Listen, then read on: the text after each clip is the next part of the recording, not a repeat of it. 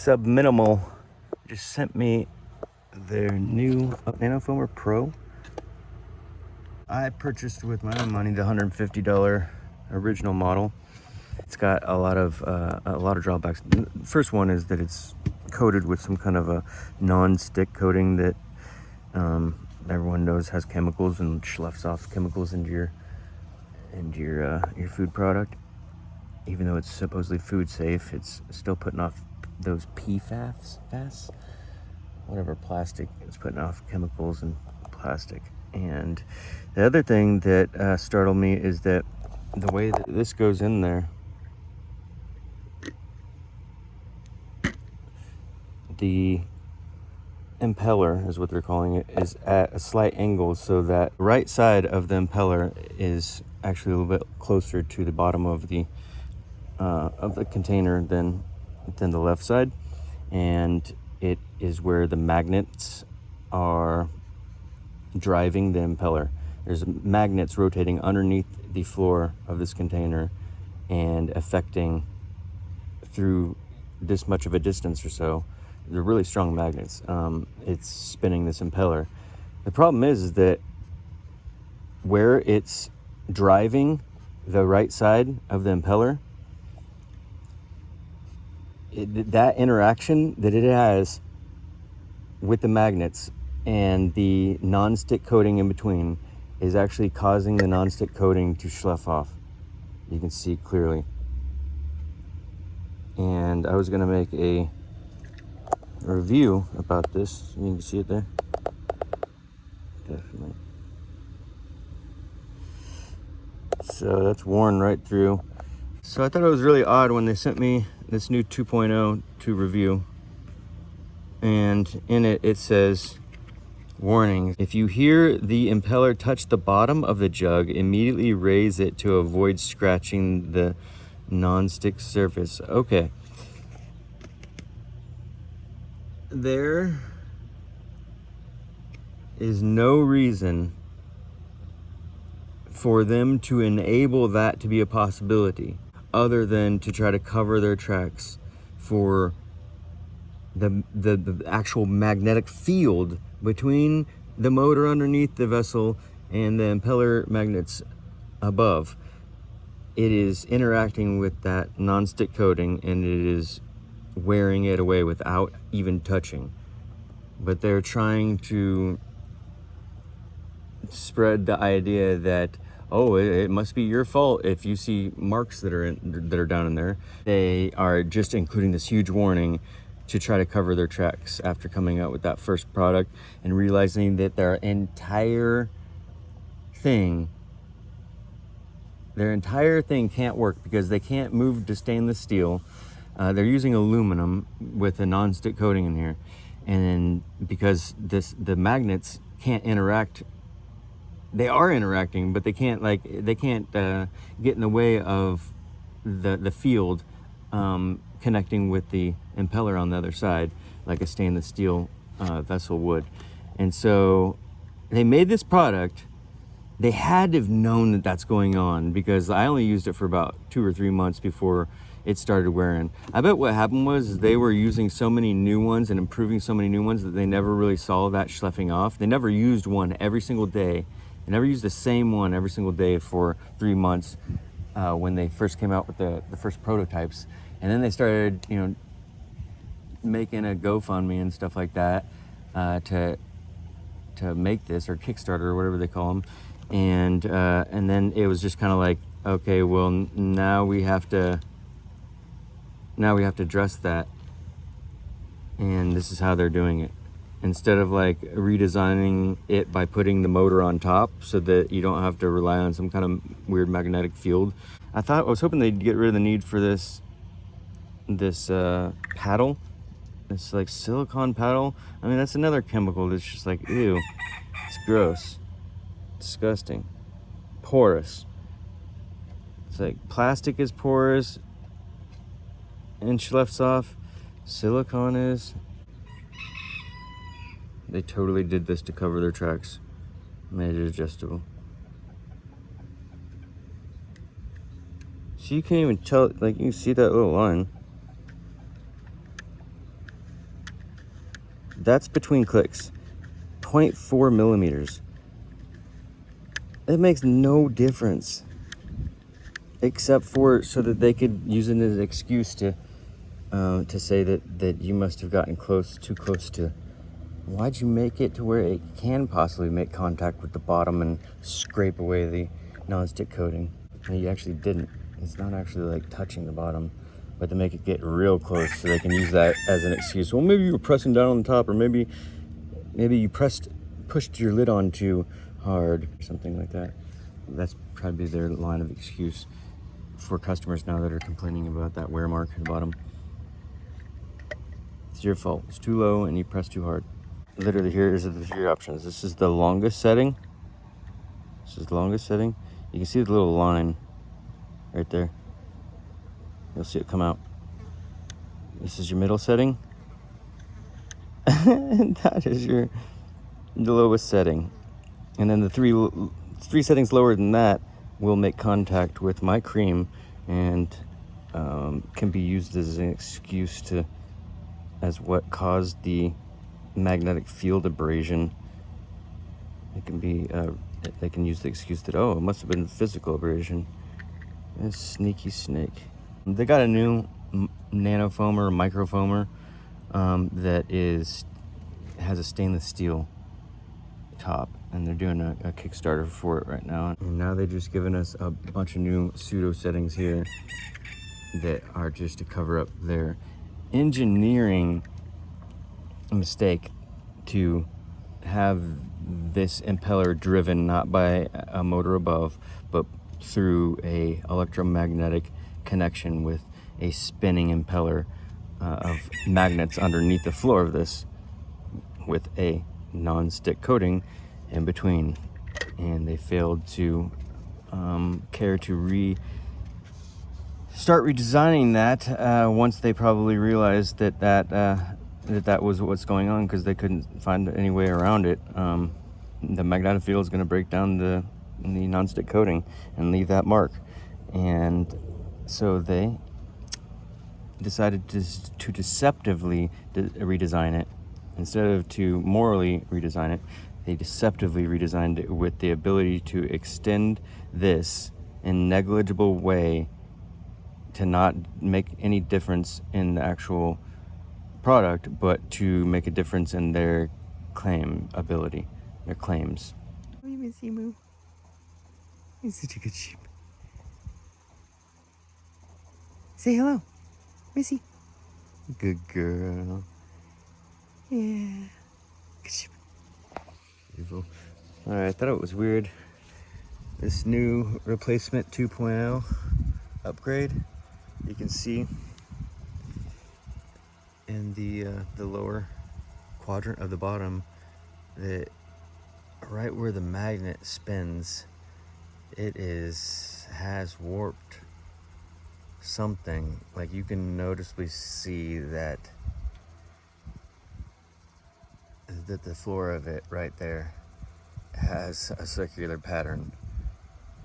I can't tell if it's actually warped the surface or if it has deteriorated the sheen of the nonstick coating. It's like sparkled almost, or speckled like a glitter. And I wonder if it's just worn differently there. It's starting to break down, and so it's a color thing that we're seeing that's circular, and it's not a metal deformation, or it could be both. But it's definitely affecting stuff.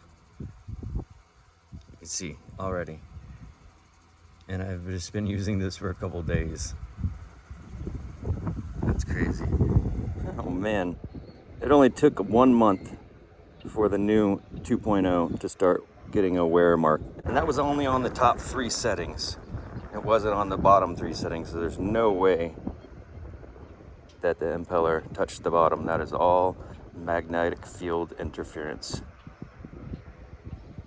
I can't believe that I used this one for several months after it started wearing away. It's so gross. I have so much plastic in my body now because of this thing. So this is my new sheep milk latte setup without the Subminimal Pro 2.0. I have this generic water boiler, 20 bucks off Amazon, with a little $4 miniature shaker. Usually have a top with a top cap and a screen underneath it to filter out the ice after you shake your drink. But it fits perfectly in here with just an inch or two of water underneath, and it prevents the milk inside from getting scalded to the bottom while you're mixing it. And this vessel happens to be the perfect height for me to just rest this on the side, like the ideal spot for the head to be placed when it's rested on the rim. It couldn't be more perfect, you guys. This particular brand is 3-inch in diameter, and this is like 2.88 inches in diameter. You want to make sure there's a little bit of space around so that there isn't any type of pressure from the boiling water, so the steam can get out, because otherwise it'll just be like bubbling it up and burping out the steam. So this is a perfect size, this little thing. And it's easy to just grab with one finger, even when it's half filled with milk, and pick it up, and it's not too hot around this like top. But then the milk below that, if you try to grab it below that, it gets really hot. So you just pick it up and you're able to dump it out without burning your fingers.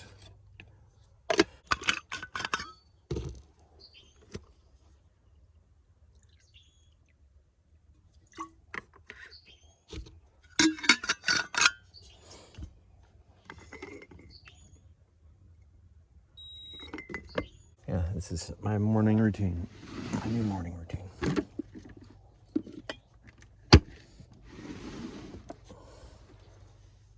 My sheep's milk.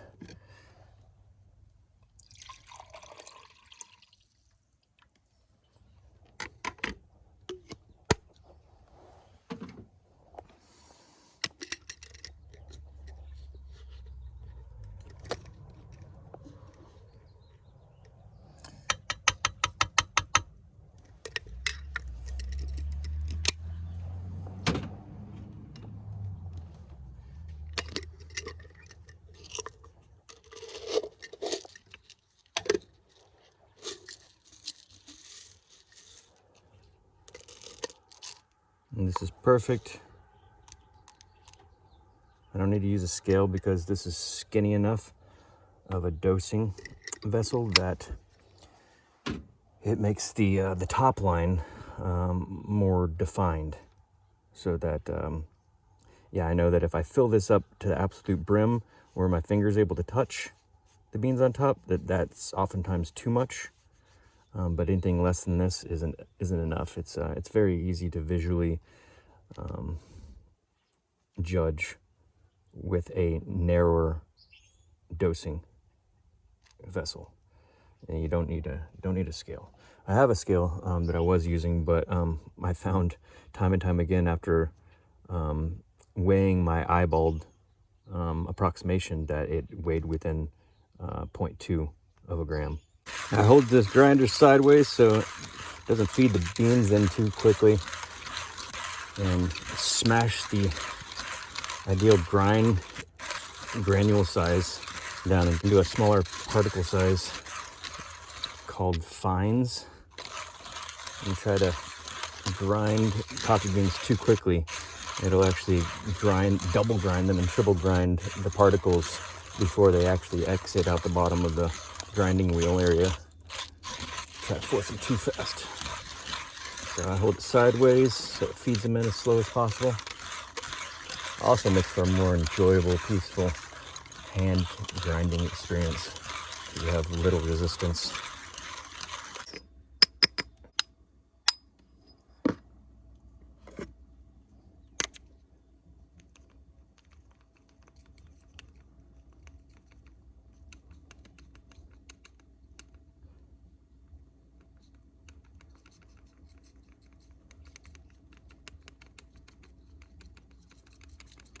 I'll work my way around the upper levels first and get deeper until I'm scratching the bottom.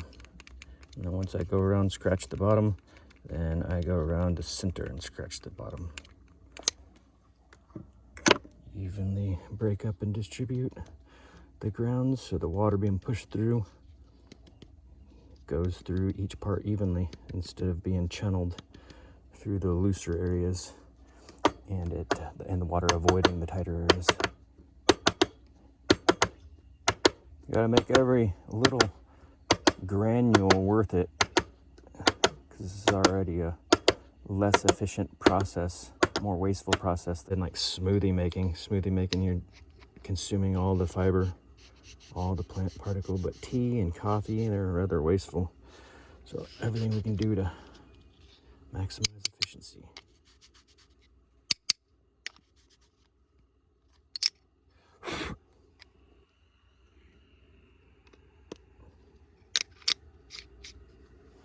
There we go. So if I start the water boiling and then start grinding, then by the time I'm done loading the puck, the water is almost ready. And before the water's ready, I start the boil. It's not even a boil, I just hit this once and it warms up the water inside to 175 Fahrenheit, which is perfect for a hot coffee. And I can see the temperature right down through there. It's at 91. This should beep about 120 degrees, 130 degrees. If it starts to get up to 140 degrees, it'll start scalding it. So basically at around 120, the way I've got this timed, at 120, I pull my cup out and start pulling the shot, and the espresso machine just sits on it. And while it's pulling the shot, I go back to this, and this is usually around 130 or 140. Perfect timing for me to drop in some minimal manual frother to start getting the milk off of the bottom and off the side so it doesn't scald.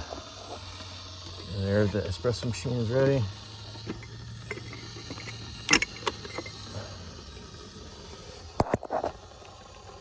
Get it going, show you guys it starting. Oh, it's a tight shot. I ground it too fine. This is a new bag of beans that's too fresh for the grind size. You gotta back off the grind size for the newer beans. That's a ristretto. Didn't even use all the water. Yeah, I'm about 10 mils off. This is gonna be an over extracted. It's gonna be very bitter. Yep. But it's gonna be good with the milk. So we're at 140 now. Just in time to prevent it from scalding on the sides. And as you can see, this fits perfectly. Keep the espresso machine on my drink, keep the heat in.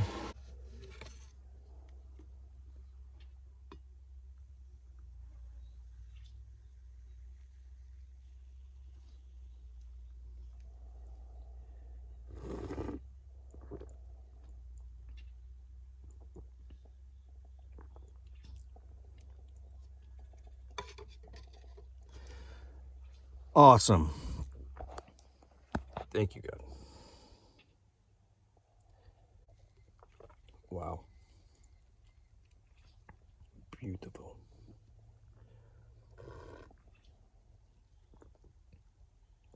Those new beans are good. They got like a chocolatey note to them. Yeah, Larry's beans.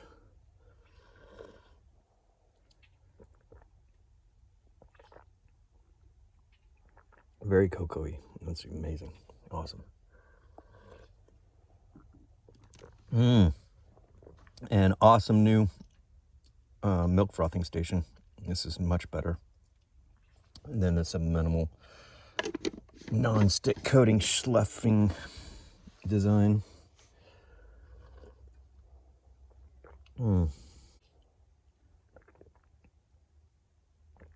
Awesome. Thank you, God. Thank you, good sheep. Sheep milk makes these lattes so rich and creamy.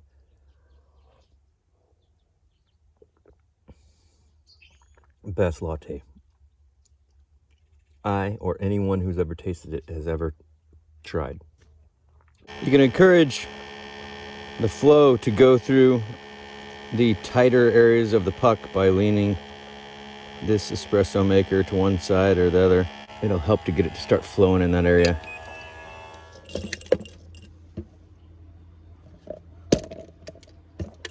My sheep's cream on the bottom, espresso shot pulled on top, and then microfoamed sheep milk on top. So you got the striations coming up, and you got the striations coming down. Quite the busy latte experience here. Each sip is different.